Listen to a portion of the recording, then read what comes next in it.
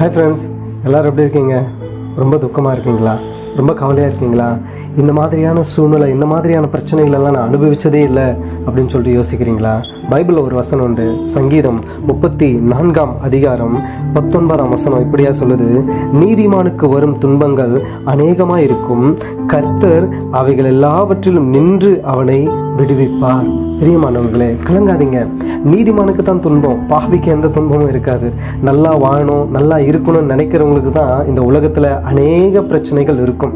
துன்மார்க்கமாக இருக்கிறவனுக்கு எந்த பிரச்சனையுமே இருக்காது. அவனை பார்த்து இவனை பார்த்து நீங்கள் வருத்தம் கொள்ளாதீங்க. கர்த்தர் உங்களை ஆசீர்வதிப்பார். அவங்க ஜாலியாக இருப்பாங்க. ஆனால் நீதிமானுக்கு வரும் துன்பங்கள் அதிகமாக இருக்கும். ஏன் தெரியுமா? சத்ருவானவன் நம்மளை சும்மா விட மாட்டான். ஆனால் அதே சமயத்தில் ஆண்டவரும் நம்மை சும்மா விடுகிற தெய்வம் அல்ல. சத்ருவுக்கு விரோதமாக நின்று ஆவியானவர் ஜெயக்கொடியை ஏற்றி நம்முடைய வாழ்க்கையை அவர் ஆசீர்வதிக்க வல்லவராய் இருக்கிறார். ஆகவே ஆண்டவரை நம்புங்க. துன்பங்கள், போராட்டங்கள் அநேகம் வந்தாலும் ஜெபத்தில் தரித்திருங்க.